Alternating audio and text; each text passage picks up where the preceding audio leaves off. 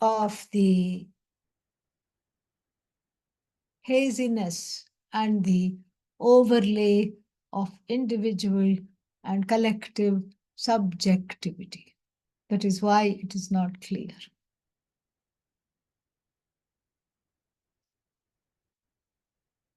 The inevitable, we have a name for the inevitable.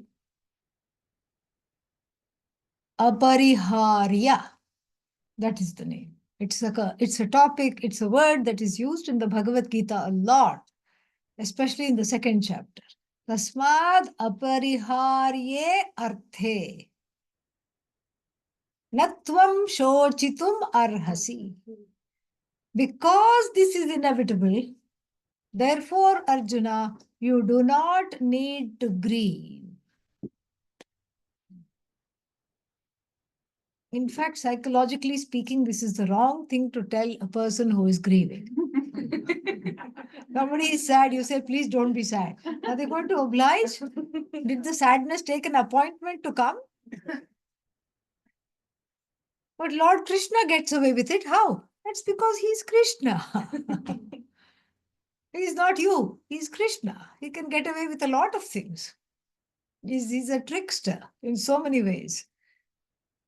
But that's because he gets away with it because it's a teaching situation.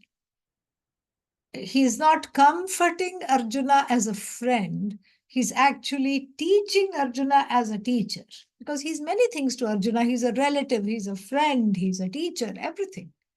And so he's teaching Arjuna as a teacher.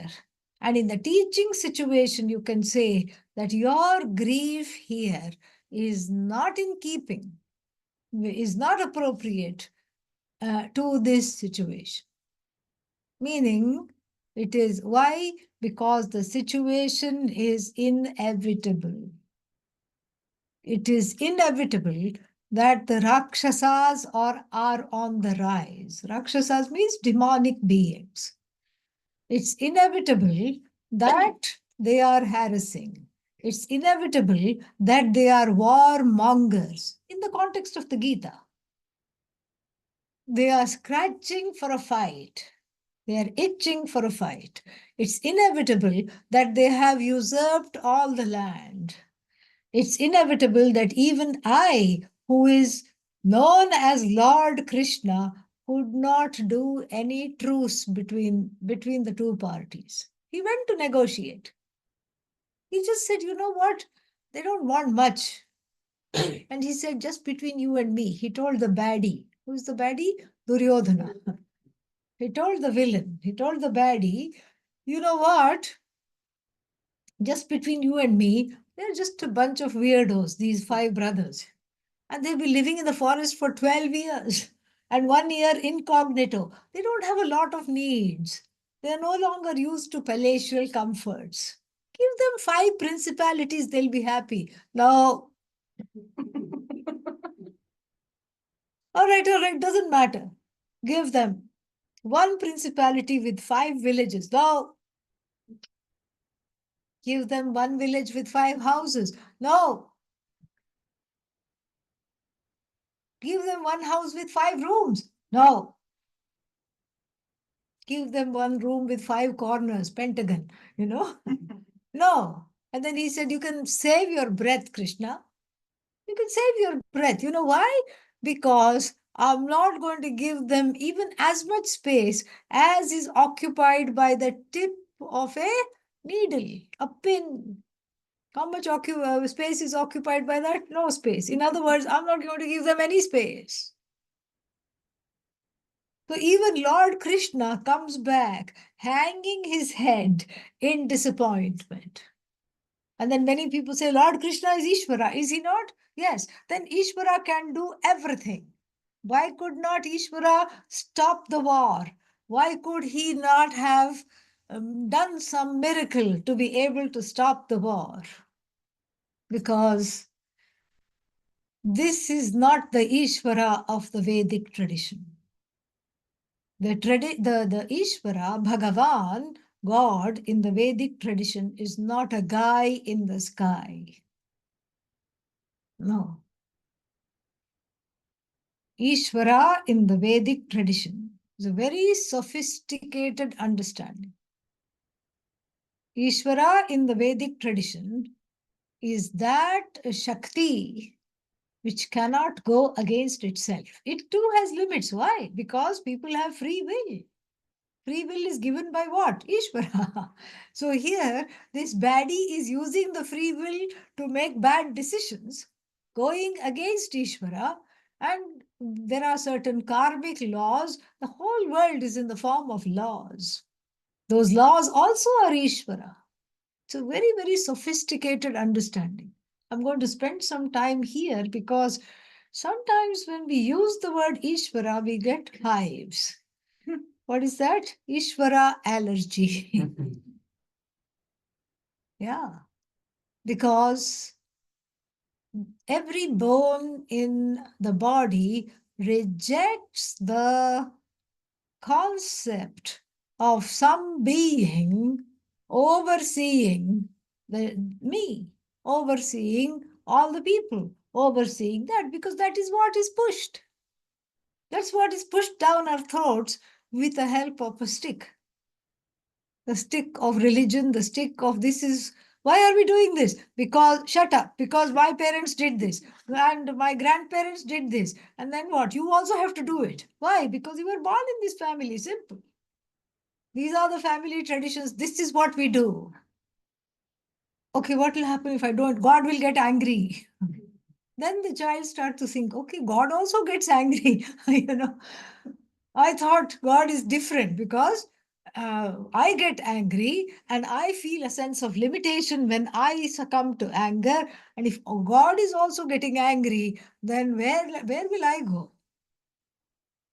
Even the holiest chant in the Yajurveda is what? The Sri Rudram. That also in the beginning depicts an angry God. Om Namo Bhagavate Rudraya Namaste Rudramanyava Utota Ishave Namaha Namaste Astu Bhadhanmane Bahubhyam Utate Namaha. Rudra. The word Rudra is itself scary. Rud means the one who makes you cry. Sarvan rodayati. Not just you, everyone. Sarvan rodayati iti rudraha. And then what? Rudanam dravayati. Then after that, feels sorry for you and wipes the tears with a hanky. This, the two meanings of Rudra, very, very interesting. Again, very sophisticated. In the beginning, we don't understand. We look up the translation. Om Namo Bhagavate Rudraya. Oh, hanky God. Thank you. Namaha. Salutations unto you. And this Rudra is depicted as a hunter with a bow and arrow. And who is the target? Me. OMG. The arrow is the karmic arrow. And it is coming for me. And in this prayer, I say, look at this one. This one has been bad. Go here. Go here. Go over there. Don't come to me. So not only namaha to you, namaha to your bow, namaha to your arrow, and then look at those big hands, big arms. What are they for? To shoot the arrow against me, of course. And then what? Namaha to those strong arms. Stay away from me and go here, go there. Don't direct your bow and arrow at me. There is some truth to this feeling wise. Feeling wise, whenever there is a certain helplessness, the human helplessness, this prayer is good in a way because, yes, there is a desperation. And desperate feeling call for what? Desperate measures. So I invoke Bhagavan as a very fearful being. It is what? My own projection. I make God in my own image, really speaking. It's my own projection. But it's in the Upanishad, which is Apaurusheya, which is God-given, which is a revealed text. Yes. So there is no truth to it? I did not say that. I said there is a certain truth to it. But we look at the just a surface level translation and say, oh, this is fostering duality. What do I want? Show me at least one sign of life. What is it? Non-duality. This is Dvaita. What do I want? Advaita. Okay, yeah. Now these are all Sanskrit speaking people. Yeah. So, so this is what it is. I want non-duality. This is not in keeping with my practices, my beliefs, my concepts to look upon some God. Why? Because what does Vedanta say? You are one with that. Tattvamasi, you are one with that. You are not separate from the cause of the universe. We forget the steps in getting there. In our eagerness to get there, we skip over the steps. That is what happens. And in so doing, we don't understand the meaning of either surrender or acceptance or the inevitable. This is the problem. The Rudram is seen as a very, very, very holy chant because it doesn't stop here. These were just the opening lines. There are 11 chapters called Anuvakas. And in each Anuvaka, there is a progression of the devotion. This is the beginning level devotion, like this God, I don't know, where are you? Who are you? What do you look like? And if you're away from me, how can this be non-duality? So many questions. I don't want to believe in this kind of a God who gives me loss, who gives me headaches, who gives me fears, who's the cause of all my tears. This is what the human being says. So in the beginning, the propitiation will take like the primal hunter-gatherer kind of worship. Primal worship, like, oh, whoever you are, Kidrishosi Mahadeva, however you are, whoever you are, Tadrishaya Namo Namaha. However you are, whoever you are, wherever you are, unto that which I don't know, Namo Namaha. All prayer is from a primal fear. The primal prayer is, the basis for the primal prayer is the fear. It's the primal fear, it's the fear of survival. And what we mean by the wrath of God, it can mean many things, but really the wrath of God is just my own fear. That's all it is. But that's not where the bhakti stops. The bhakti starts there. That's what Arjuna is told in the Bhagavad Gita by Lord Krishna. Lord Krishna says there are 4 kinds of devotees. Chaturvidha bhajante mam jana sukritinor arto artharthi jignasu and jnani. 4-fold devotees are there. They invoke me in various ways. And the one who does not understand the deeper meaning of the Rudram that I just chanted, what do they see? They just see the fear. That is the first level of devotee. What is God? Where is God? Who is God? They don't, all these questions they find very odd. They're not interested in that. What are they interested in? They just want to know that if there is such a thing called God, I better offer one coconut just to be safe. Go to the temple one day, offer a coconut or do something. When? When I'm in trouble. Otherwise, what God? Where God? Everything is going swimmingly well. Oh no, there is an obstacle. Ganesha, you who? Where are you? Suddenly I think of Ganesha when? When there is a hump in my road of life, then Ganesha starts to look very attractive. So Artha means the helpless one, the desperate one. And in English, we can call this person a 911 devotee.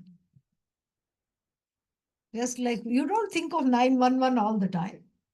You don't think of the number 911 at all. When do you think of the number 911? When there is danger, when there is a fear. When your life is in danger or somebody that you love is having a difficult time, some accident, whatever it is, fire, all these things. Life-threatening situation, you call 911. And similarly, the devotee calls Bhagavan in the life-threatening situation. But that's not where the devotion stops. The second kind of devotee is much more pragmatic.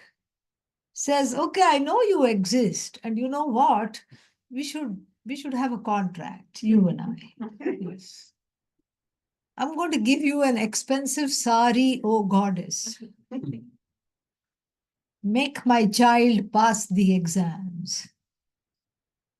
The child in question has already failed twice, okay?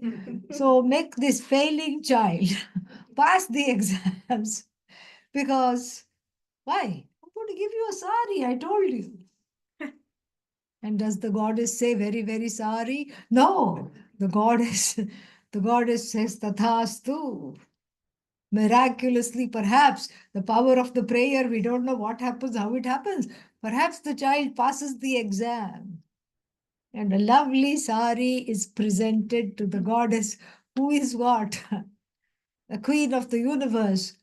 And she's certainly not waiting for anybody's sari. Okay. But this is our way of understanding. Then the third level of devotion is more in the form of questions than in the form of propitiation. Who are you? Where are you? What makes you tick? Why am I so attracted to you?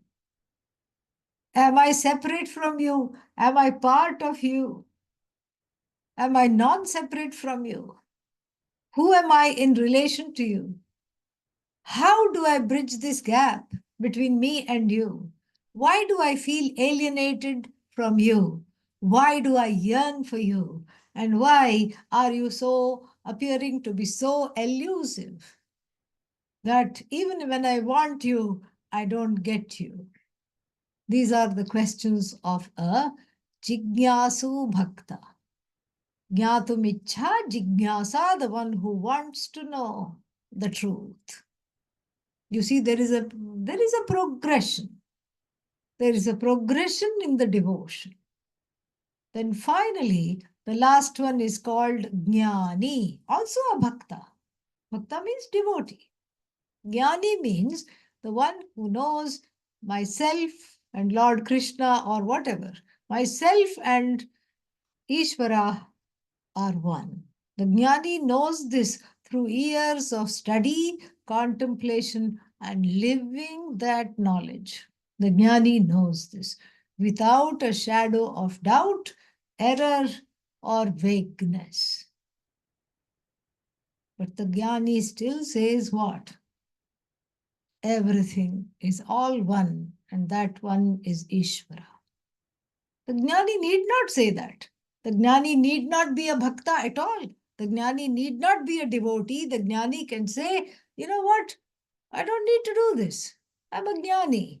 I'm one with everything. Why do I have to acknowledge an Ishvara? In a way, acknowledging Ishvara itself is tantamount to duality, and I am a non-dualist. And so why do I have to acknowledge Ishvara? In a way, that Jnani is right. She or he is right. But what we do is we look at what happens after self-knowledge. What goes? Ajnanam goes. Ajnanam means what? Ignorance. Self-ignorance. Ignorance goes. Ignorance goes. Does the body go? No, thank God. Yeah, already so few people for Vedanta. And as soon as one is enlightened, I think I get it. Tattva must asi. Nobody will come. And besides, there won't be any teachers. Whoever is teaching will be Ajnani. There will not be any Jnanis who teach. Thank God the life continues. The body doesn't go. Does the mind go? The mind also doesn't go. Everything is in fact the same. After Jnanam, after self-knowledge, my body is here, my mind is here, my senses are here. And then when I look at the world, you are here, he is here, she is here, sunset is here, ocean is here, everything is here. Nothing has changed. Has nothing changed? No. Internally, everything has changed. Externally, nothing has changed. This is a very interesting, thing from this. This is called Jnanadhyasa. Jnanadhyasa means the Arthadhyasa and Jnanadhyasa. This is, so it's like looking at the sunset. Is there a sun that is setting? No. No. Sun is not setting at all. What sun? What setting? It's the earth that is going around. Sun is not setting. I know that the sun is not setting. I can still what? Appreciate it. Appreciate the sunset. Knowing full well that there is no sun that is setting. If I stand on a hillock and look at the sunset and then say, this is nothing. It's not the sun setting, it's an illusion created by the clouds and the smog and the waves and all these things. And the refraction of the sunlight into the water and all these things, then it would not be enjoyable at all.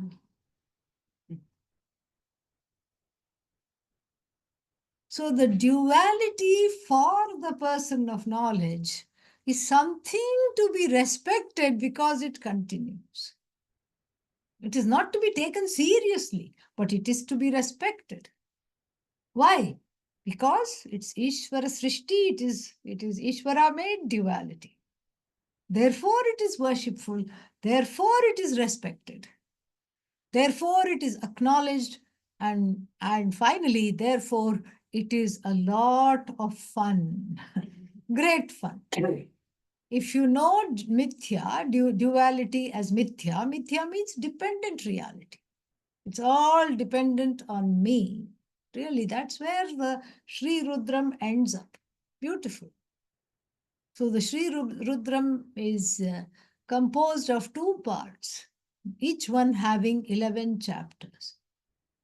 In the first chapter, we have the struggling devotee, the 911 devotee saying, please, don't let me suffer the slings and arrows of outrageous fortune. I always think that, Shakespeare must have studied Rudram. Really. The language is remarkably similar here. And Hamlet. So don't let me suffer these consequences of what? My own karma. My own karma comes back to me, not your karma, not the neighbor's karma, not somebody else's karma. Still I complain, still I am scared because I don't know what I did in the last life. I don't know what I did previous to that. I don't know what I'm about to do later on. And so this becomes a source of consternation. This is the first chapter. And in the succeeding chapters, you see a kind of a blossoming and a emotional maturity on part of this devotee, and therefore of the devotion that comes out. And there the devotee in the succeeding chapters says, this is all you. There is no such thing called me. O Lord, let there be more and more of you and less of me. And let me just abide in this cosmos, one with everything. Wherever I see you. In the dried leaves, I see you. In the blades of grass, I see you. In the sky, I see you. In the earth, I see you. I hear you in the babbling brook. I experience you in the wind when I outstretch my hands to greet it. Everywhere, it is just your own presence. It's all you, you, you, you, you. Namaha unto that presence. Namaha means it is really an expression of, we translate it as salutation, but actually it is surrender. Surrender means acceptance. Namaha is an indeclinable expression of acceptance. Namaha, acceptance, yes. This is how the sky is. This is how my karma is. This is how the situation is. This is how the earth is. We don't expect the oak tree to bear mangoes. No amount of prayer is going to make it do that. It is inevitable that the oak tree will only have those oak, whatever it produces, acorns or whatever it is. It's not going to produce mangoes. And the oak tree also does not violate the laws of its being. It does not say, what is this? Father was oak tree, grandmother was oak tree, great grandmother was oak tree, oak, oak, oak, oak, oak. This is not okay with me. I want to go somewhere else. I want to be something else. I want to go to the Bahamas and be a palm tree. I want to be a coconut tree in the Bahamas. I don't want to do this. What am I doing here? It doesn't do that. Why? It doesn't have free will. It is programmed by the laws of the universe. The laws of the universe are not mandates of Ishvara, they are manifestations of Ishvara. So therefore, the devotee says, everything is you. Unto the smallest pebble, Namaha. Unto the biggest and the most scariest animal on the earth, Namaha, Namaha, Namaha, Namaha. That's how the first 11 chapters conclude. There are 300 Namahas. Why stop at 300? It can be 3,000, 30,000, 300,000, 3 million, 3 trillion, whatever, we can keep on increasing it. That also is not the stopping point. If we come away thinking that the first portion of the Rudram, which is called Namaka, because it has Namaha, Namaha, Namaha, Namaha, Namaha, Namaha, until you get tired of saying Namaha. And in fact, it says in the kind of worship that one does in the temple, you're supposed to completely fall flat on the floor each time you hear the word Namaha. Who needs gym after this? The ritual itself takes care of this. Each time you hear Namaha, you fall on the floor. And then you get up. And then by the time you get up and dust yourself, 2 more Namahas have come. So immediately you bow down again. This is what you have to do 300 times. If you want to do this properly. Not for the faint of heart. If we come away thinking that all this is Ishvara, that is also still partial knowledge. But it is a knowledge that we cannot escape in order to get to the next step, to the next level. And we cannot escape this. It's just like you cannot escape a high school diploma and say, I want to go to graduate school now. Who will admit you in the university? Nobody. You have to have, this is a precursor to that. You cannot escape that. It has to go in a progression because that's how the human mind is. It goes, hesitatingly, it goes slowly, it has to, and all the sages have mapped out and charted the territory of this spiritual growth, this progression. Then we come to the next chapter, the next set of chapters, the second part. What is it called? Chamakam. Because there is a refrain. Chame. Shanchame, mayaschame, priyanchame, nukamoschame, kamoschame. Like this. Chame, chame, chame, chame, chame, chame. Which simply means and, and me, and me, and me. Here too there is a small progression because the word me in Sanskrit can either be mahyam, short form of mahyam, which means for me. Because here too in the 11 chapters, there are all these objects that are given, and then let this be there for me. Let this be there for me. This is also not a very high level prayer. It's a gimme, gimme, gimme prayer. Yeah. It's no different. Here we don't see the prayer of the non-dualist. We don't see the prayer of the Vedantin here. We don't see the Jnani Bhakti coming out at all. But another understanding of the word may is it is mine. Mine. Not for me. That is the fourth case. Dative case. But this is mine.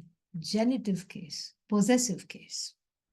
Mine means it's already mine. It's already me. So all the things that are mentioned, the cattle, the sun, the moon, the planets, the riches in the earth, the grains, everything is what?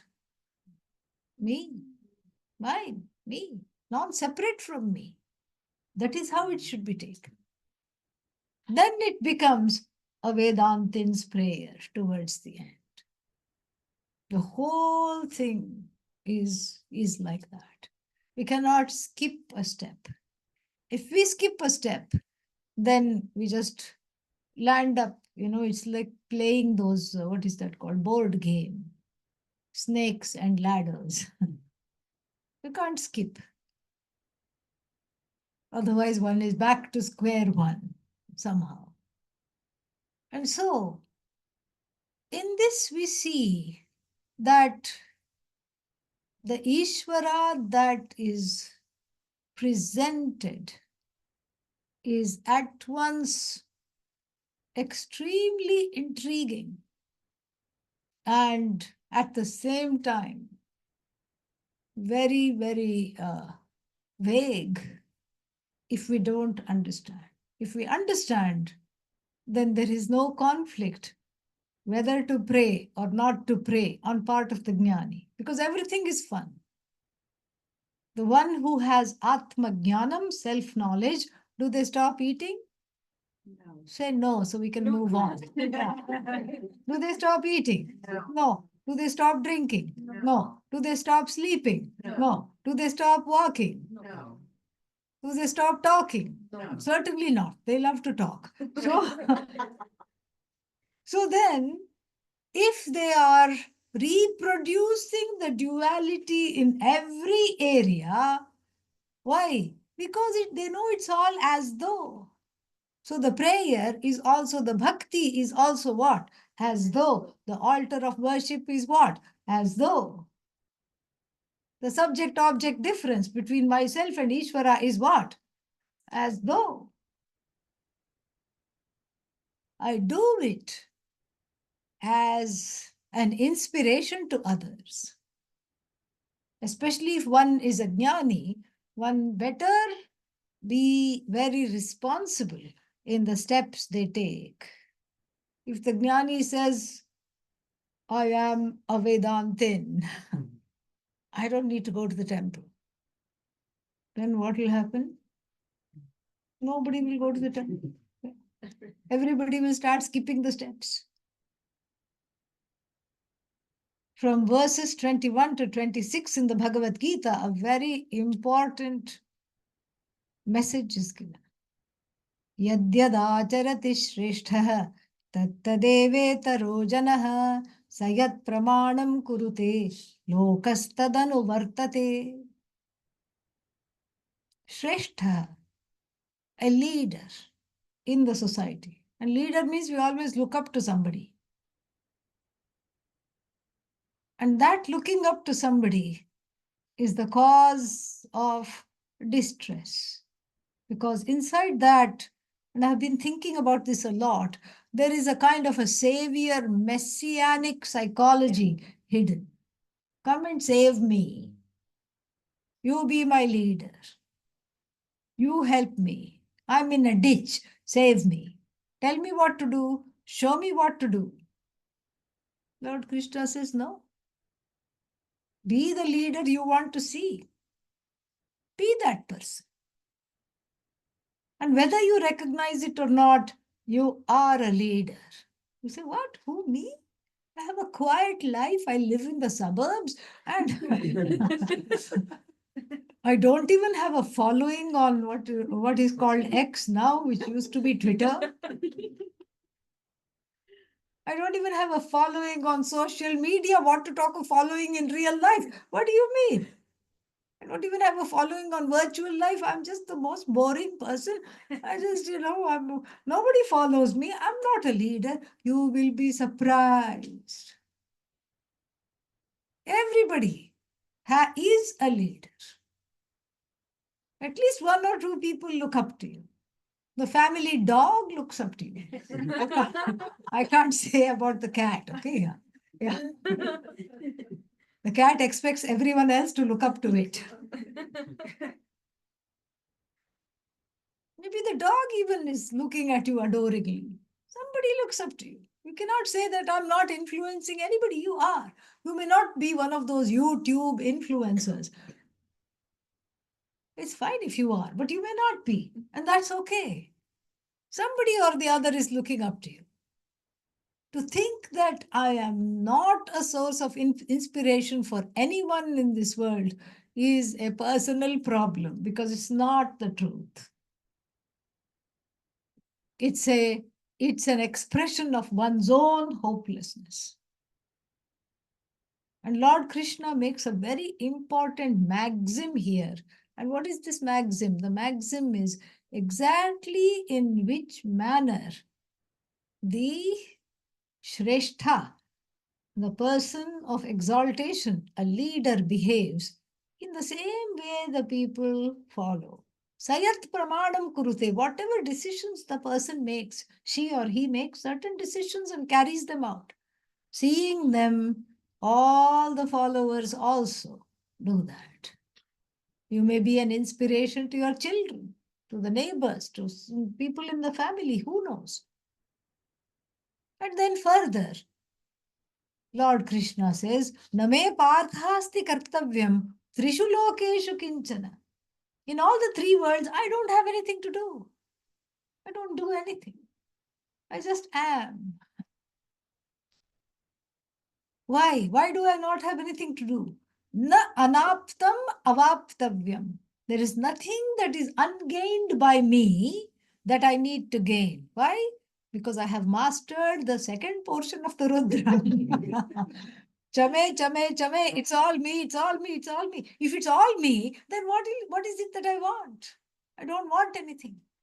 Neither do I want to get something, nor do I want to get rid of something. Neither, I don't want anything at all. And so therefore what? Trishu Lokeshu, in all the three worlds.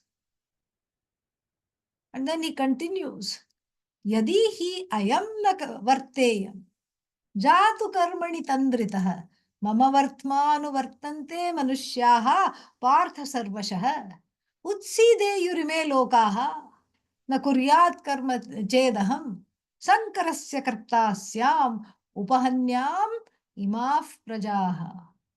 There's nothing that I want. There's nothing I need to get rid of. But supposing I said, okay, I'm a fulfilled being. I'm just going to sit and chill. I'm not going to do anything. Why should I do anything? I don't need to do anything. But you don't find me you don't find me sitting still. Even now, what am I doing? Driving this chariot. While I'm talking this, I'm doing something. I'm driving the chariot. I don't need to drive your chariot. I don't need to be doing all this, but I still do it because I know that if I don't do this, then all the people will stop doing things. And if they stop doing things, what will happen? I will be destroying my own creation. Why? Because the people have to keep doing things until they discover the truth of themselves. They have to keep reproducing duality until they question that one day. I can't make them question that. Their own trajectory will one day make them question, is this all what life is about? Going to work, coming home, doing this, doing that. Is this what this is all about? And certain fundamental spiritual questions. Who am I? What am I? Why am I being put here? What is my purpose? Why am I born? Why are these things happening to me? They get activated.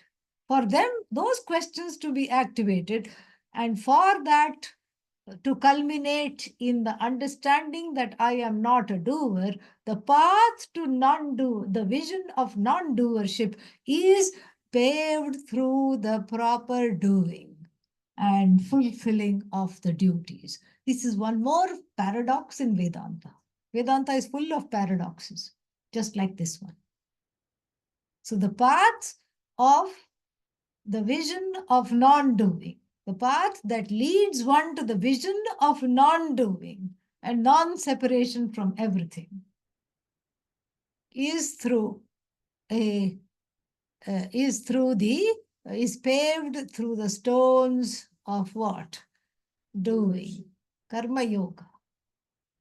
Doing properly, doing what needs to be done, and doing not for the sake of gaining results, but for the sake of gaining emotional growth and maturity to understand this vision of no division. For the jnani, there is acceptance. Why? That acceptance, it's not a resignation. It's not a apathy. It is a proactive acceptance born of the understanding that if something happens, this is how it is. This is how it is. And we have many stories to illustrate that, not only in the Hindu tradition, but in the Zen Buddhist tradition, in so many traditions. There is one such tale where this Zen master is living on top of a hill somewhere in Japan, and then one young girl is coming every day to clean his kutia and then bring some fruits and all for him. And then it is discovered in the village that this girl is pregnant. Immediately what? A suspicion falls on the master. And before, the people used to go with flowers, bouquets, garlands, food, fruits. Now they all went with sticks and stones. How dare you, you scoundrel? What did you do? What is wrong with you? You have spoiled her life, and this is what you have done. He just kept quiet. Didn't say anything. Did not do anything. Did not say a word. He said, is that so? That's all he said. Really? Is that so? Yes, it is so. You should be ashamed of yourself. And then they went away, and then the baby was born, and the father of the girl was so angry. He got this newborn baby and threw it in the monk's lap and said, you take care of it. This is yours. And the monk simply said, is that so? And now the monk had not only to beg for himself, because no food was coming up the hill where his little hut was. He had to go down to the village. Now he had to beg for two. This wailing baby had to ask for some milk. And in that village, they saw him coming from there, and then they would just close the door and say all kinds of terrible things. So he had to walk to the next village. And somehow he brought up the baby. It was, 3, 4 months old. And then one day, he was putting the baby to sleep. It was not quieting down. And the villagers came again, and he looked out of the window and said, oh my God, now they're really going to be mad again. What is it now? He must have thought. But the villagers were all smiles. The young girl was there. Along with that, another young man was there. And finally, she had confessed that she had fallen in love with this man from the other village, and where there was some kind of a family feud. So she was afraid of the consequences, and it took her a few months to accept this baby and accept this relationship, and for the parents to also accept this. So now they came with a different request. They said, please bless them. They're going to get married. Please give the baby back. This is not your baby. What did he say? Is that so? That's all he said. Is that so? Okay. That takes a lot of courage. That takes a lot of strength. Then one might ask the question, why did he not speak on his own behalf? He knew it was inevitable. He knew it would not make a whit of difference. He could see with his jnana chakshu, the eyes of wisdom. He could see. Because when this Atma Jnanam sits in the heart, you can see things. You can see that no amount of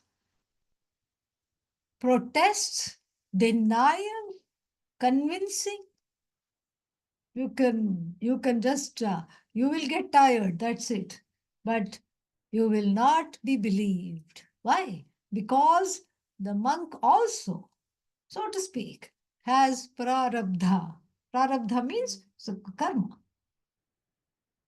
So there was karma of the monk, some kind of karma was there to face these difficulties. That's why Pujya Swamiji used to say that the human being is very much like a tea bag. Why, Swamiji? Why? Why is the human being like a tea bag? Because both the strength of the tea bag and that of the human being is revealed when they are put in hot water. That's why they are like, the human being is like a tea bag. Otherwise, if everything is going swimmingly well, where is the strength?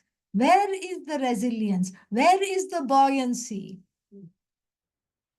You could see, is that so? Same thing happened with that Kanchi Shankaracharya.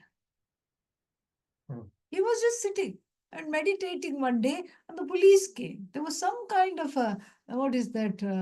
Some kind of a hodgepodge in terms of the ashram accounts or something like that. And obviously, the pontiff was not at fault. It was some low level person who had siphoned off some funds. Instead, to everybody's horror, on national TV, the pontiff was handcuffed and taken away. If you looked at him, no protest. He just went. Then somebody visited him. Somebody brought food for him. How is life here? He said, I like it. It's very quiet. Nobody disturbs me. I can read the Upanishads. I can read the commentaries. It's very quiet. Nobody disturbs. He was in solitary confinement. This is what it is. And the same thing happened. That's why there is an expression, stone walls do not a prison make, nor do the iron bars of a cage. We have so many such stories. In the 70s, there was some kind of a protest against cow slaughter in India. A lot of sadhus went from Rishikesh and Haridwar by train to Delhi to protest in front of the parliament. So there was a big group of orange in front of the parliament in New Delhi protesting this cow slaughter. And of course, They were disturbing the public and they were arrested and put in jail. They thought it will be a deterrent. Tomorrow, not many people will come. They'll say, oh, all our other sadhus and other lineages and our shishyas and everybody, shishya means students, our students and gurus are all in jail. But to their surprise, the number of protesters doubled the next day, tripled the next day, and quadrupled the day after. People started to come in drones wanting to be arrested. And then it was very intriguing. No, but they didn't know. They were running out of prison space to keep them. Pujya Swamiji was also approached and then the mystery was solved when Pujya Swamiji was approached by a protester saying, I have a ticket to Delhi for you. Please come and protest with us. Why would I do that? Swamiji said, no, you don't understand. Don't worry, it won't be hard on you. We'll look after you. Within 5 minutes, you will be arrested. Why would I want to be arrested? You don't understand. They take you to jail and you can keep your Gita book. And then they give you free food 3 times a day, very good food. And then nobody bothers you. You don't have to run the ashram. You get a nice vacation. That's why more and more and more people were courting arrest. The sadhus are weird, okay? They think differently. This is how it is. And so, like this, we see that the prisons we make are just a prison of concepts, wrong concepts, misapprehensions, and not understanding the meaning of the word inevitable. The word inevitable has within it a law, the law of karma as it pertains to the collective, as it pertains to my own life, as it pertains to people around me. There is a karmic connection. Nothing is random.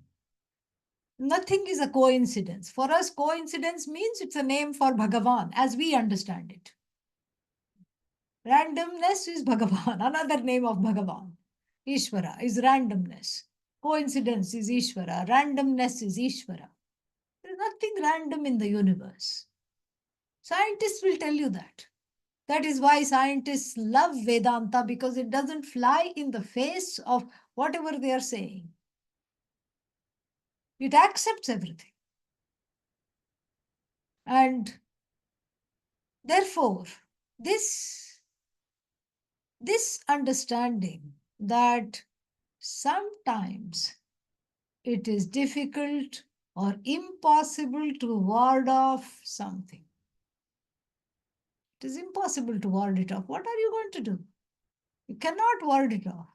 Not for want of trying. I'm not saying sit quietly and passively and then become passive aggressive because it it did not go one's own way. No. Try. The inevitable is that after that which even after trying does not alter. There's only one thing that alters. What? You. It alters you. It does not alter. Such things are meant to alter you because that only makes the difference. You have to alter. That's why it's called the altar of surrender, because it has the power to alter you. That is what it is. It changes you.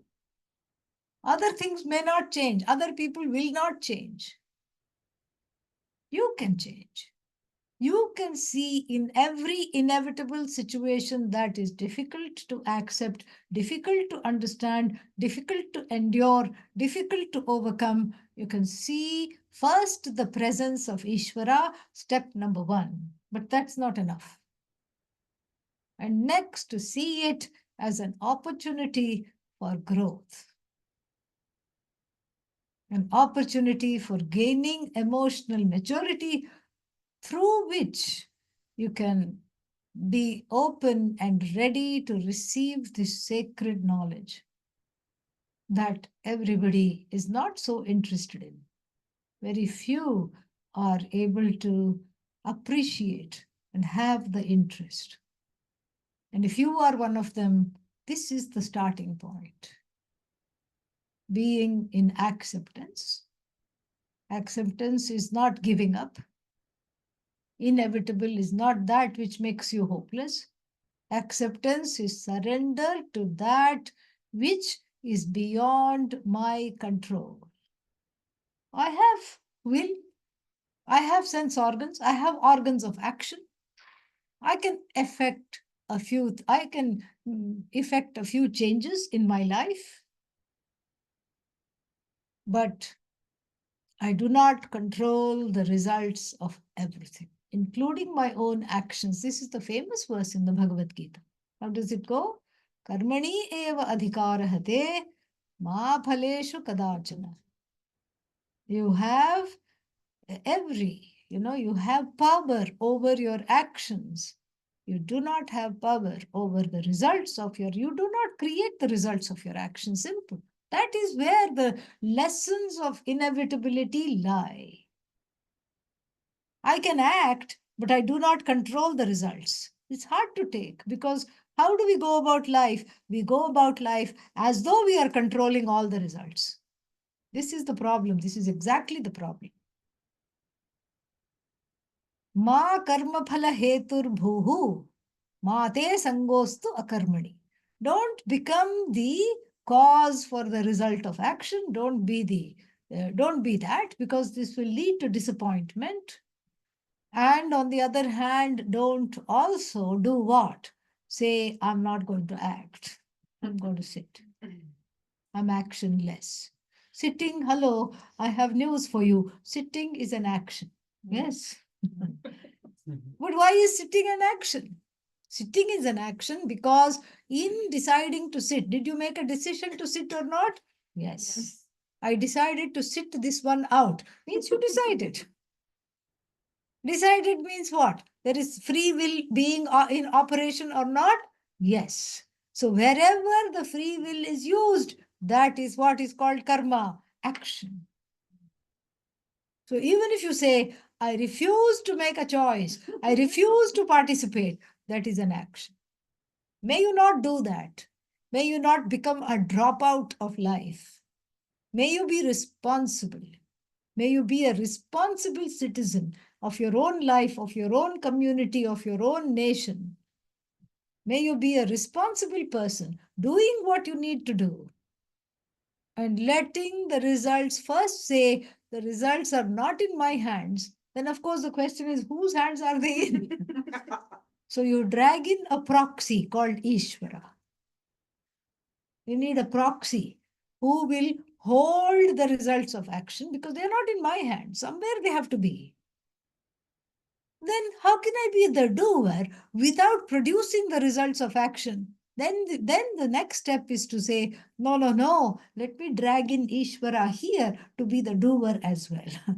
You are the doer, I am just the instrument, you are the one producing the results of action. There is a kind of a comfort in that. There is a great comfort in that. But we don't stop there. The next step is to see everything as a law. And that Ishvara is non-separate from that law, not a creator of this law, but the one who is non-separate from this law. And in that we delight. And then finally to say, I am this law. I am the law of gravity. I am the sunset. I am the sunrise. I am the intellect in every mind. I am. When I say I am, I mean that awareness, that consciousness which pervades everything, which is non-separate from everything, because of which everyone is able to move, the eyes because of which are able to see, the ears because of whose presence are lighted up with the ability to catch sound.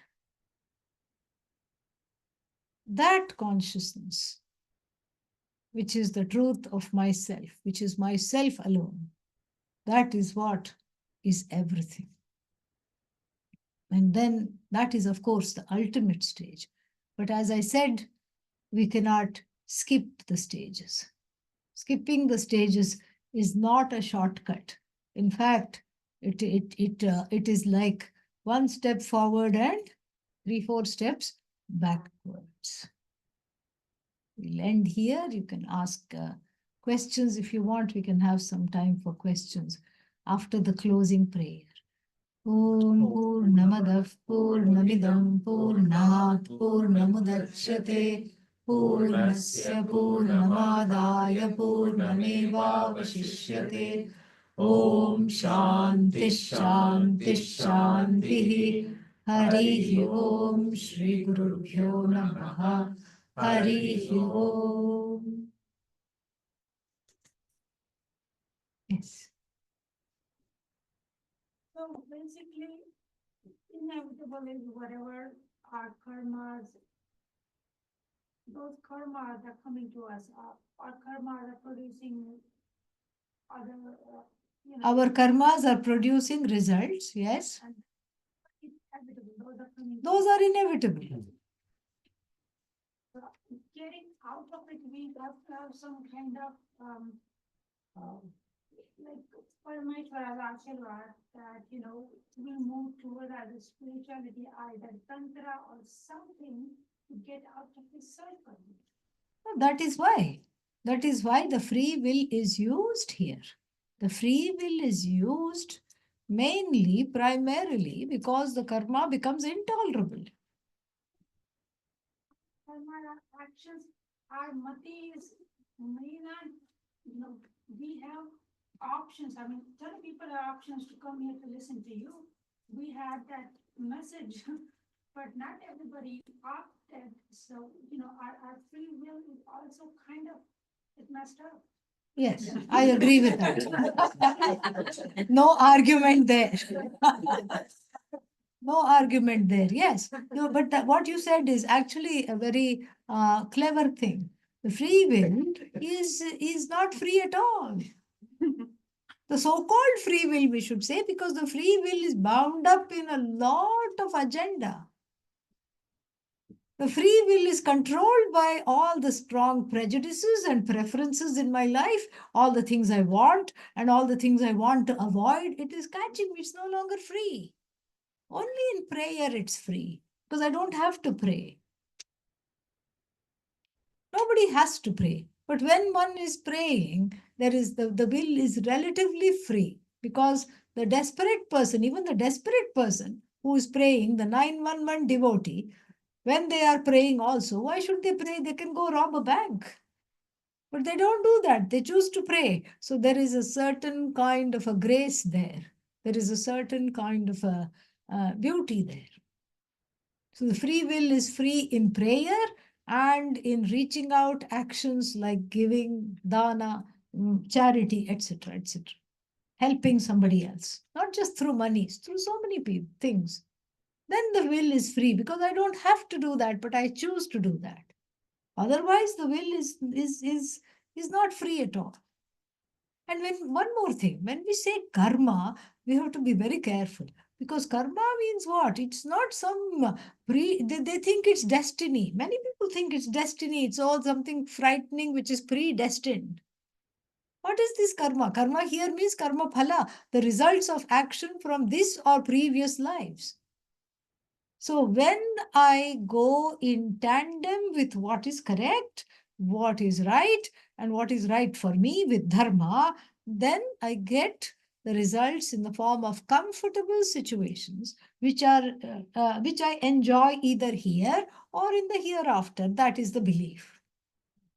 If I violate that dharma, if I do unjust things and lead an do unrighteous acts or lead an unrighteous life, then this translates into uncomfortable situations to be endured in the here or the hereafter. So when I did those righteous situations, was I not using my free will? Yeah? Yeah. Yes. When I did those unrighteous situations, when I decided to transgress dharma, steal, pilfer, and then defraud somebody, was I not using my free will? Yes, I was. And so what we call this destiny is actually my own free will being gift wrapped and sent back to me. Yes, the consequences of my own free will. That's what it is. Where is the destiny? Predestiny, destiny. I don't understand this at all. It's not somebody else's karma, it's your own karma. This is something we have to remember. Other questions? Can we take it? There's somebody behind you after that, yes. In Kalpana wants to say. continuation to that, the result, this is always my question, that the results of karma, everybody does different karma. And I have to repeat it for the online people. So everybody does different karma, and yes, the phalams are different. and the results are different, Results are yes. different. So where are my phalam, results of my actions stored? Or how does it relate to the law and order? Yeah, how Which is does it? different. Yeah, but see, every karma is different. Every result is also different. But then there is a general understanding that karma, that difficult actions in opposition to dharma causes discomfort. Karma cannot make you sad. It can make you uncomfortable. The step you take from discomfort to sadness, that's on you, really. It's one thing to say, I'm extremely uncomfortable in this situation, physically, emotionally, mentally, however you want to do. But to say, why me? That requires another messed up iteration of the free will. That is optional. People don't see that. Karma can give discomfort, but it cannot make you sad. Yeah. We see like some of my friends are suffering with so many health problems for so long. Yeah. And some are just healthy all the way Yes, through. some people have bodies like, what is that, And Tesla. they say that this is my result of my actions. That's what they accept. Yes, Right? yes. So how does that work? I mean, That's how it works. Some bodies are like, what is that, like Tesla, new Tesla. Certain other bodies are what? Like old cars, jalopies, barely passing the smog check. Yes. Some bodies are like that. But it's just the body, it's not me. That is where the understanding has to come. It's the house in which I live is falling apart. I am not falling apart. That's what it is. So you patch up as much as you can with pills, potions, and lotions. You keep it going. For every notion, there is a potion and a lotion. Okay? Yeah. You keep it going. You keep it going as much as possible. That's what I mean. That certain people are healthy, certain people are sick. Why? Because of their karma. We can say that. But that's also not, it's not what we have to, that's not the main point. The main point is more deeper than that. Why are they suffering? They are suffering in a certain way, but then that suffering percolates into the mind and the emotions because one is not seeing the situation objectively. The subjectivity creeps in the form of two words. Why me?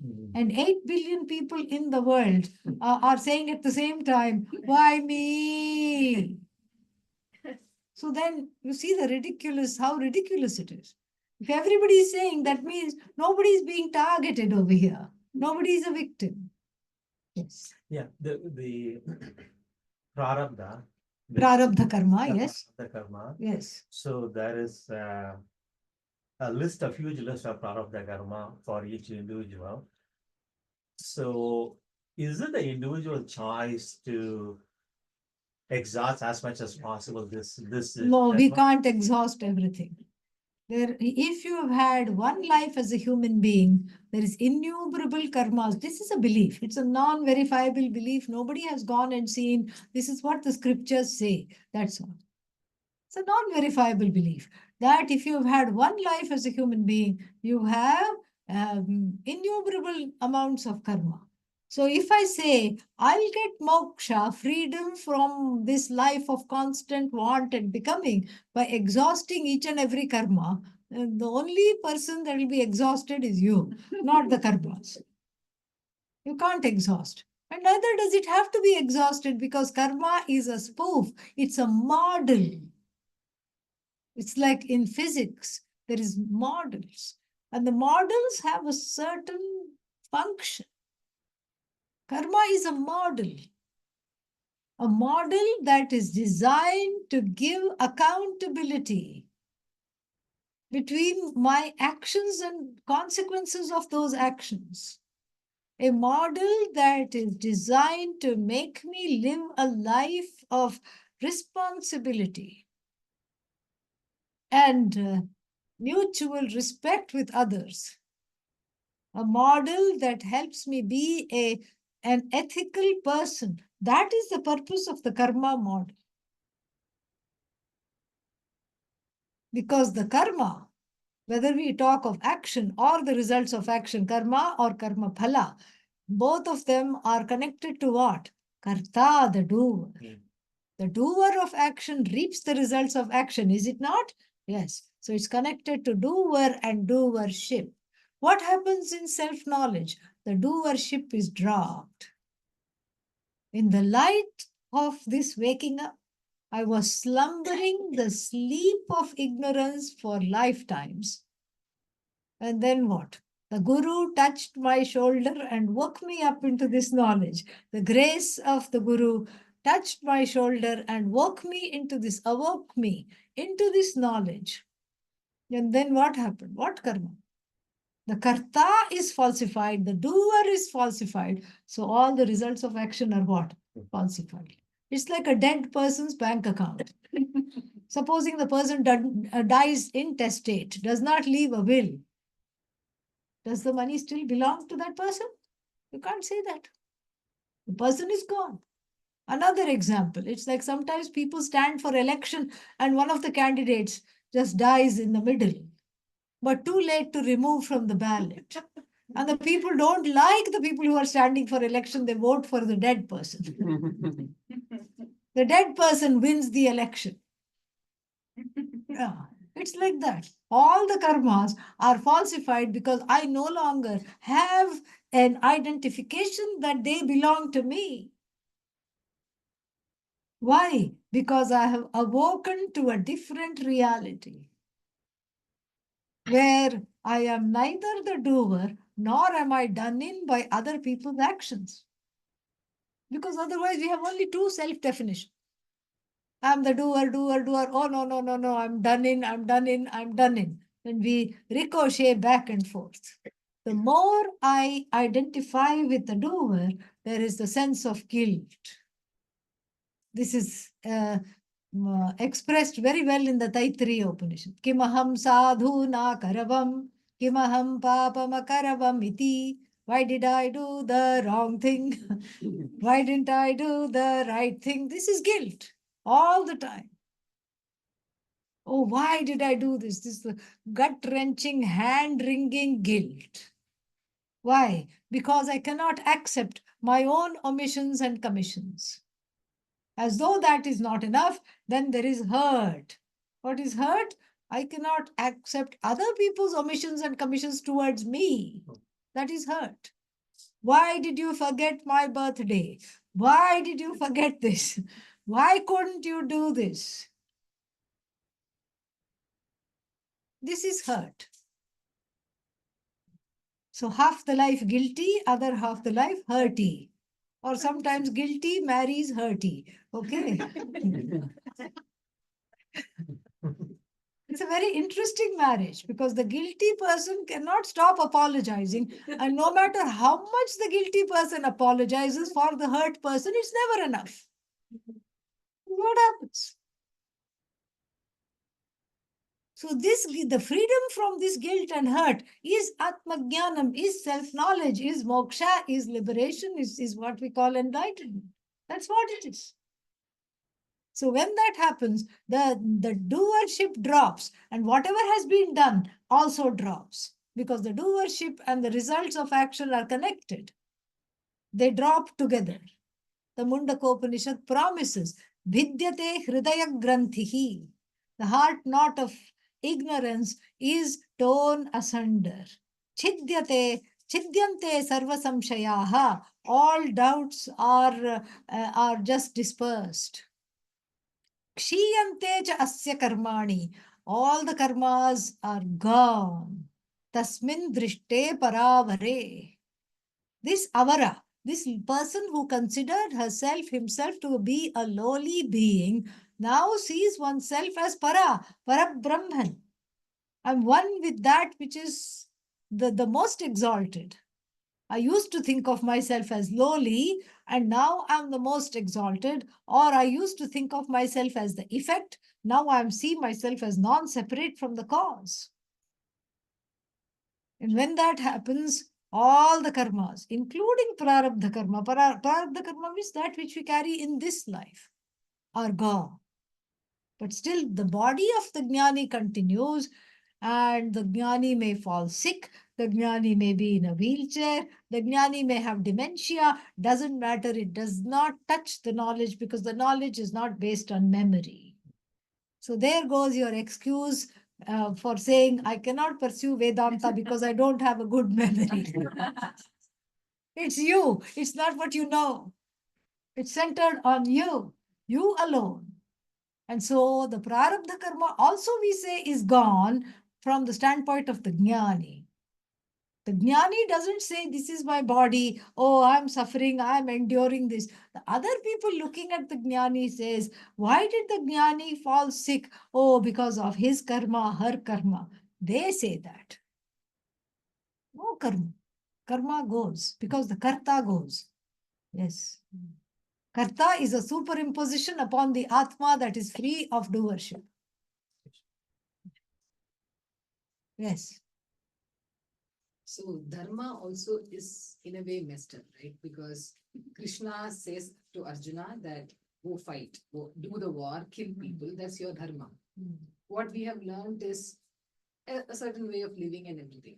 So when this free will comes in, how do I know what's the right thing to do in every situation? Like I don't have a Krishna with me all the time. Or Yes, how you I do. Yeah, Yes, exactly. you So then do. how do I invoke him and That's feel better. that- That's very well put. okay, yeah. How do Yeah. I know that whatever is right for me may be wrong for somebody else? Yes. There's But always this situation. So that- first of all, dharma is not messed up. Yeah. We who are looking and interpreting dharma, yes, we can say that our tools to interpret dharma are compromised, we can say. Dharma is not messed up. It is very clear. It's extremely clear. That there are three components of dharma. First is that which is universal, which is there in every religion. Don't hurt people, don't kill people, don't take away their things. Just be a decent human being. We say that this dharma is a manifestation of God. Wherever there is dharma, there is Ishvara. If there is dharma in the heart, you are very close to Ishvara. There is peace in the heart. If one is following dharma, this is what we say. So then that is Samanya Dharma. Then we have Vishesha Dharma, a subset of that Dharma itself, which as it applies to specific situations, specific time, specific place. So, for example, if ahimsa means you won't hurt people, you will practice non-violence. But then what does the surgeon do? The surgeon cuts open a body part and removes a tumor. And yet, even though the surgeon has just wielded the knife in the operating room, as soon as the surgeon comes out, the family members embrace the surgeon because the surgery was successful. So why is himsa allowed? Because there is a greater good in this. In order to save the life, a relative himsa for the absolute value of saving that life is vishesha. Vishesha means a specific situation. Same thing. It says here in America, drive on the right side of the road.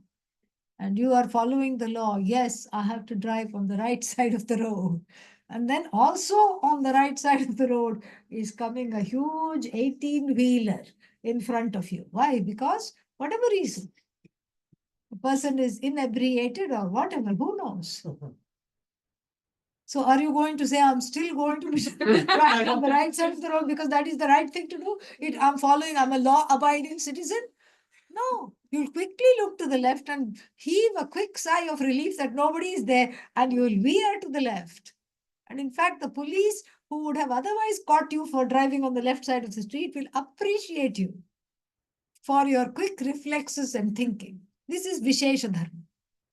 Then a subset of Vishesha Dharma is Swadharma. What is it that I have to do in any specific given situation? I'll illustrate this by a story. Two young men go to a guru, not at the same time, one after the other. And both of them have the same questions. Can I go get married? To the first, the guru says, yes, please get married, and gives him lots of fruits and flowers and blesses him. And the second man goes and says, can I get married too? And then the guru says, are you out of your mind? Get out of here. Two people, same age, they were friends, and then one of them got the blessings to get married, and the other one was told, go get a job first. Yes, because it was not the dharma, not the swadharma of the person who cannot even upkeep himself or herself. What will they marry? What is the use of that? So this way, swadharma means that which is right for me to do, that which is my duty to fulfill. That is one component of Swadharma. Another component is the creative component of why was I created on this earth? There must be some purpose. Sometimes it takes a whole lifetime to understand the purpose. We say, let it, tathastu, let it take the whole life. It's okay. There is a purpose for everybody.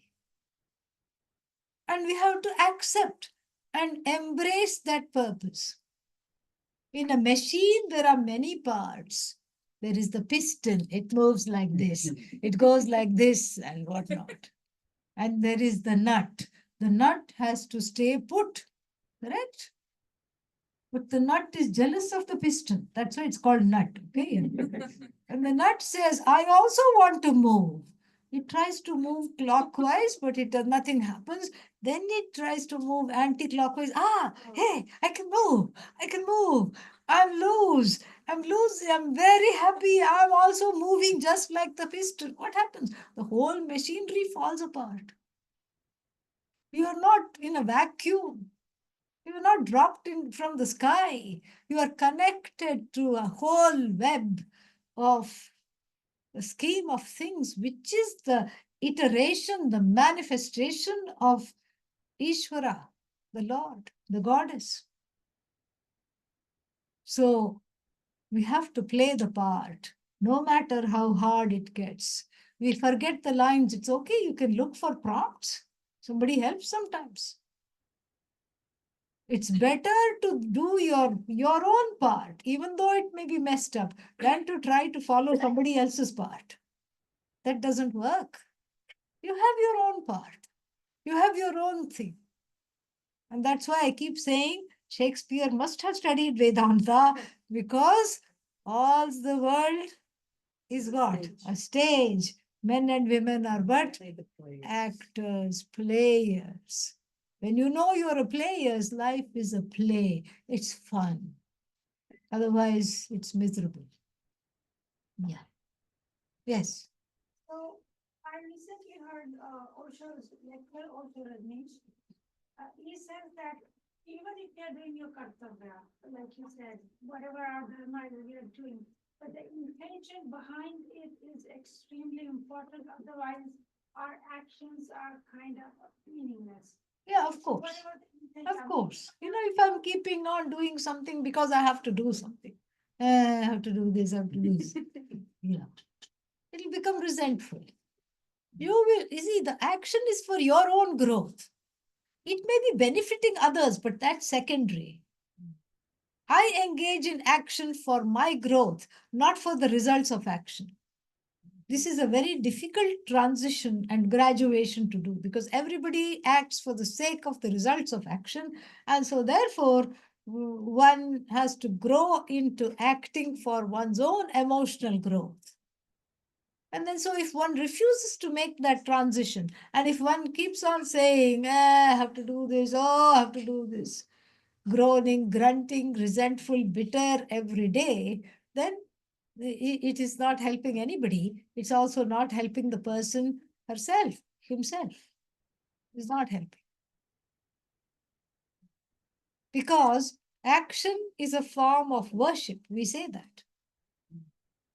Only in this tradition we can say that, really. I don't see it in other traditions articulated so explicitly. Action is a form of worship. Every time I do my duty, it's like a form of worship. And so when you worship, the mindset has to be cheerful. If you go to a puja and you just throw the flowers, here, take. Yeah, you have to do this, take. Yeah. Oh, you want water? Here, take. Arati. Okay, great. Yeah. It's not puja. But if every work that I do is a flower at the altar of the Lord, then I have to keep that in mind. My action has to be in that particular way. Pujya Swamiji always said, fake it and make it. Yes. Even if you're not cheerful, smile, pretend to smile. But I don't want to fake it because I want to be authentic. And right now I feel like, very angry at you because you're saying this to me. So I want to be authentic. That's not authentic. Do you want to be angry all the time? No. So that means you're being inauthentic. The authentic you is joy endless. Enact that, even if you're not feeling that. You're not faking it and making it. You're faking that you're faking it. Okay. Yeah. Let's see if there are any questions online. Otherwise, we can let us see what's happening over here. No questions. Okay, good. Yes, namaste to everyone. Wonderful. Swamiji, can I ask you a question? Yes. If a situation hasn't yet come to pass, how can we discern whether it's inevitable or if it's not? What? I didn't even understand the question. If a situation hasn't yet come to pass, but we fear that Hasn't come to pass means hasn't happened. hasn't happened yet. Okay, Hasn't- yeah, that's where I lost you. Okay. So if a situation has not happened, then How can we discern whether it's inevitable or whether you can't because it hasn't happened. Simple. You can't. And if you try to second guess yourself, you'll make yourself and everyone else miserable and scared. That is what is that? Those are the seeds of anxiety. Yeah. Oh my God, what may happen? It's not happened. Remind yourself it's not happened. Oh, but it looks like it's going to happen. Okay, put some things in place. Put some, what is that called? Some protections in place. It's like buying medical insurance, homeowners insurance, all that you have to do. But then you can't, after buying homeowners insurance and medical insurance, you can't just keep thinking, oh, the house is going to get on fire, the house is going to get on fire. What good is that going to do? I'm going to fall sick. I'm feeling feverish already. I'm falling sick. I'm falling sick. Either you're going to fall sick or you're not going to fall sick. Okay? Yeah. Either way you deal. If you don't fall sick, jump in happiness. If you fall sick, go and lie down in bed. Simple. We have to remove the subjective component in all these things and deal with life objectively. Sorry to bug you so much. But It's okay.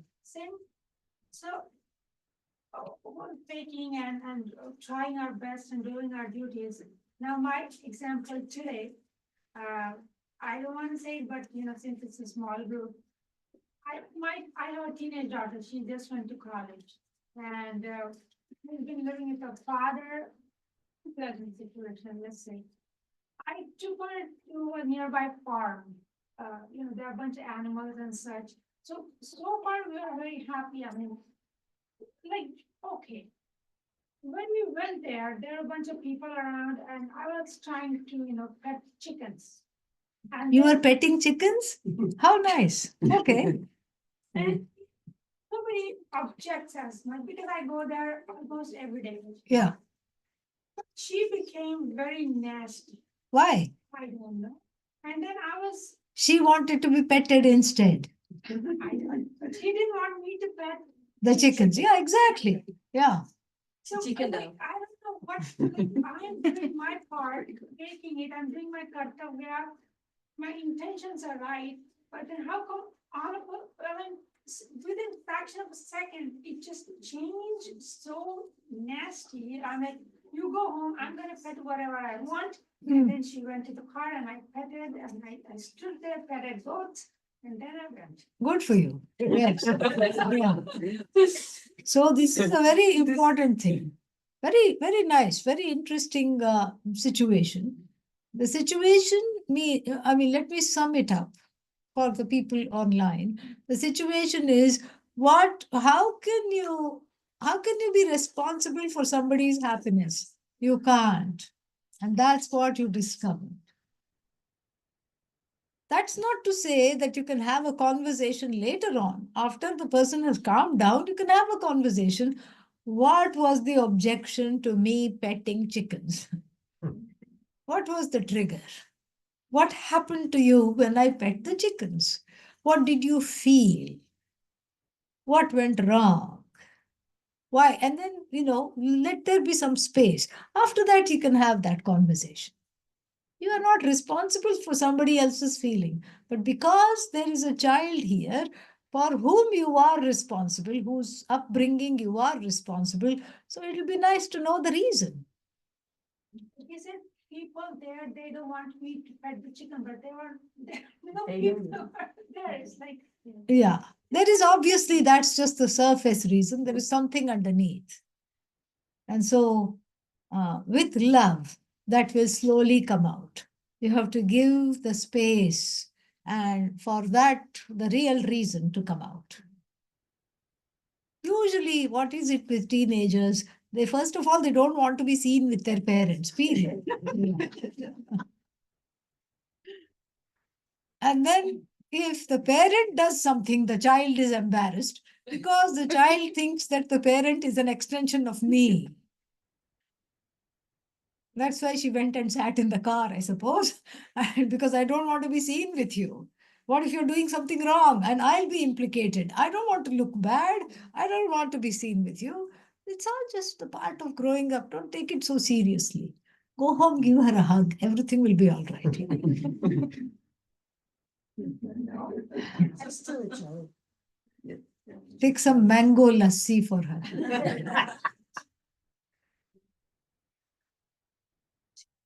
I have another thing. So as a Swaminiji, you have imbibed a lot of values from the Upanishads. And like, for example, Raj calls you, you're here, we call you to South Bay, you're there, Sivananda Ashram calls you, you're there.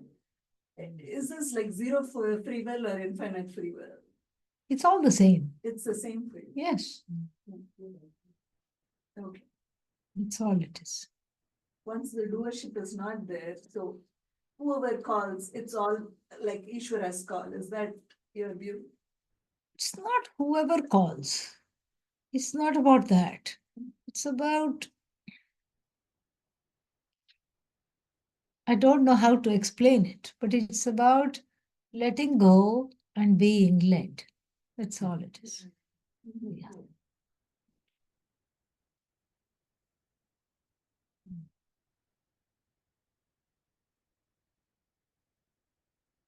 How do we deal with fear like that?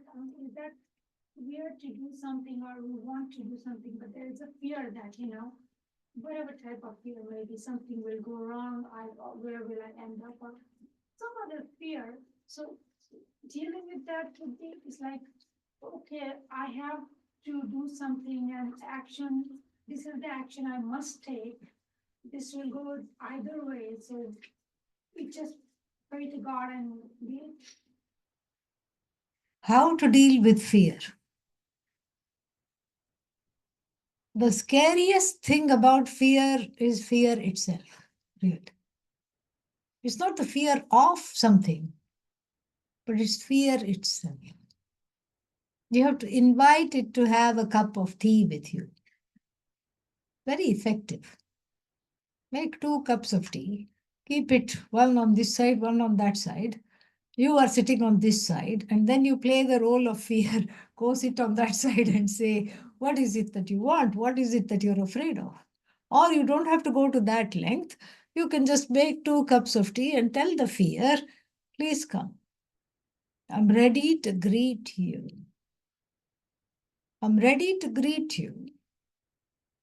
And I will not be afraid of you. Come and show me your face. Let us be friends. You befriend the fear. And then it doesn't appear so scary. Because the fear of objects, there's always something you can do about it. Oh, what if I don't catch the flight? Go early. Simple. There's always a upaya, a remedy. Or what if I haven't done this properly? Okay, double check it and make sure that everything is in place. What if I'll be late for this interview? Again, leave enough space for traffic and any other possibilities. What if I don't get this job? Doesn't matter, look for another job. The fear of things has solutions because it's objective. But the fear of confronting that fear is a subjective component of that fear. That subjective component must be dealt with and embraced. And after that, it's just something to look at, something to compensate for, something to plan properly. It just becomes something to take care of. This is, garden variety fears. Yeah. Can I add something to that? Can I add to her? It's not a question, just something, right? So related to fear. So we moved here from India 6 years back, and it's hard, right? When you move from country to another country. 2 parts to it. One is, if I had thought that I made the decision to move here, the guilt would have killed me, right? I mean, why did you want to move here? All the suffering is because you made the decision. But because I was able to realize I'm not making these decisions, whatever is supposed to happen is happening. I was able to make peace with whatever came my way, right? Very and then nice. there was fear as well. Okay, what if we lose the job? What if, and then this whole thing is a Maya. How does it matter? I live inside the house or on the streets. It's all fun, like it is so, relieving. You don't fear as much when you realize that this whole thing is a bloody video game. I mean, it doesn't really matter where you are, what you do, who cares, that's very, at least to me, it's very relieving. Good, very nice. Yes. Yes, okay. All right. Sarve bhavantu sukhinah, sarve santu niramayah, sarve bhadrani pashyantu, ma kaschit dukkha bhag bhavet, asato ma sadgamaya, tamaso ma jyotirgamaya, mrityorma amritangamaya. Om Shanti Shanti Shanti Harihi Om Shri Gurubhyo Namaha Harihi Om. Thank you.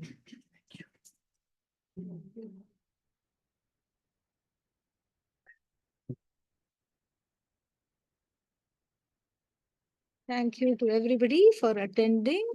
Very nice.